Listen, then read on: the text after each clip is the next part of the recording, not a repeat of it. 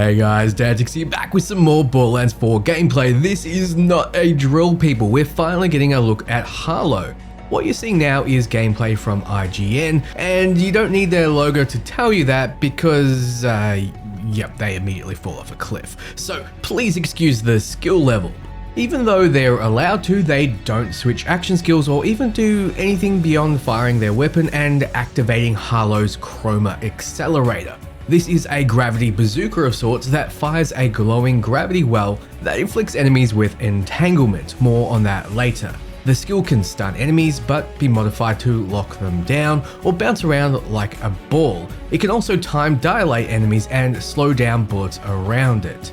So if you're thinking Harlowe seems very good at crowd control, you're correct. She's a gravitar that uses science and gravity to overwhelm her enemies, and most of her abilities can crowd control in some way, especially because of her trait, which is unique to each Vault Hunter. It makes it so her skills inflict a unique status effect on enemies called Entangled. This makes it so damage dealt to one enemy that's entangled spreads it to all others that are as well. Now, because we can't see how the player has modified the skill, we can't comment on its base form. What we're seeing now is the ball itself dealing decent cryo damage, and then after a short delay, it explodes into huge radiation damage. If we slow it down, you get a feel of just how nuclear this skill becomes. It's almost like you're firing a shoulder-mounted nuke launcher, which is unsurprising considering in the same video, Randy mentions there are some crazy weapons within the 30 billion or so, including fish grenades. You can see that the enemy in front has an oil slick effect on him, more on that soon, but you'll notice those hit by the explosion damage the one with the effect on him. Now, in the next scene, IGN fires the Chroma Accelerator against a rock and sheepishly runs away from the scene, knowing exactly what they've done. Interestingly though, we see that the ball sticks to the surface of the rock and has a short delay before exploding, rather than exploding on contact. We'll see that happen briefly each time. With this firing of the Chroma Accelerator, we can see the entangled effect on this hammerhead enemy with both a little icon above its health bar and the rainbow oil slick like effect. The explosion easily clears the scrub enemies, so you won't see the entanglement damage sharing effect. Now, from my own playthrough of this vault, the enemies are quite spongy because it's a section you're not geared for in the demo. You can see this fact with just how much punishment the hammerhead is taking. So the fact that this one skill cleared out the basic enemies leads me to believe they get slapped with the entanglement effect and then share the explosion damage across them, which would be insanely powerful if so. Here's another instance of the Chroma Accelerator, this time IGN firing it into the sky. It hits the target, dealing cryo damage to the hammerhead's shield. Note, don't fire action skills into damage absorbing shields. Also, it seems without the explosion, it's not doing the insane damage we've come to expect. Since it doesn't hit terrain, it flies off and will eventually explode away from the action. So firing it into the ground next to enemies will be the way to go.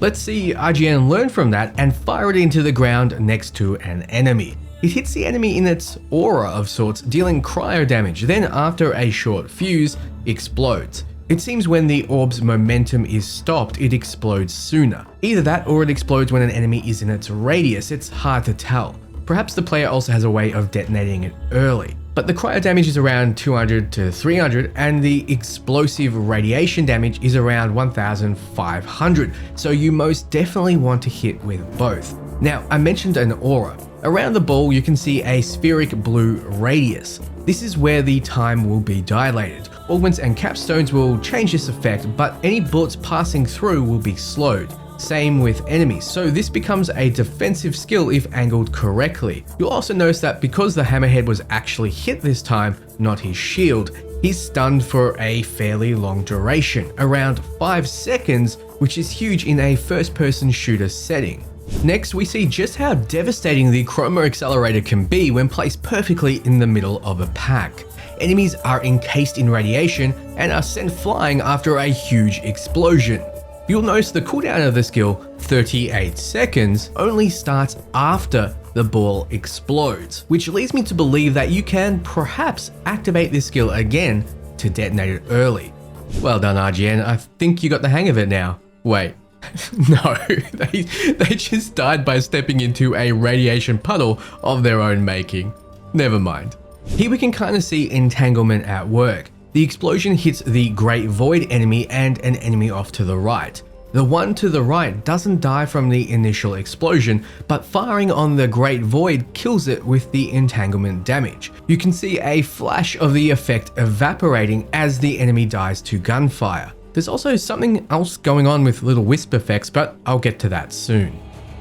Firing the action skill directly at this striker engine lets us see the effects more clearly. First, Entanglement is applied. Then the enemy is slowed and stunned, making it easy prey for a volley from the Jacobs pistol. Yes, it is Jacobs, but it does have a TDR licensed part, letting it be thrown out for an explosion. Now this shot confused the hell out of me. We see IGN firing off the Chroma Accelerator like we have many times before. It hits the target, which is an achievement in itself, but it continues on and seemingly takes a bit of a left turn. That might be my imagination, but that's not what's important. What I'm not imagining is that after the initial explosion, it sends out a small cluster bomb which hits the target with a secondary explosion. You can also see another cluster flying off just behind the rocks. If we slow it down, you get a better look. Now, we didn't see IGN change or augment the skill, so this must have been happening without us knowing. So let's go back and look for these little wisps.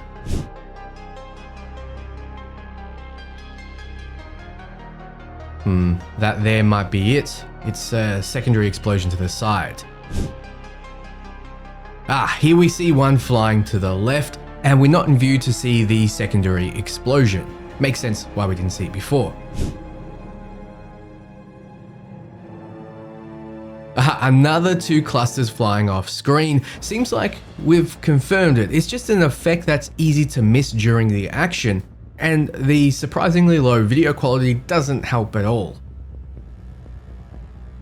Alright, this is the final instance of the skill and the final clip of Harlowe. You can see the player firing it off at a distant enemy. It hits, and after the big explosion, you do see the 2 wisps flying off to the side, most likely seeking out another target. Now, that's all the new footage we got, and of course, if it were anyone else in the world playing, they would have tried to experience the different skills and showcase what the Vault Hunters have to offer, but don't worry, I'm sure others at Gamescom will do so soon. While you wait, we've seen another one of Harlowe's abilities recently, 0 Point, with the new Nvidia trailer. At its base level, it lets you lift and disable enemies in a gravity bubble. This version is augmented so you can see it slam enemies back down to the ground with an explosion that spreads the entanglement effect. She also has another skill, Flux Generator, that we have yet to see. It lets her drop a pulse mine that entangles enemies caught in the explosion. So that's all the new footage for today. What do you think? Is Harlowe your main? Let me know below. I'll be covering Borderlands 4 in depth with early access and a ton of guides, so be sure to subscribe if you want to see more. Thanks so much for watching, and until next time, ciao friends.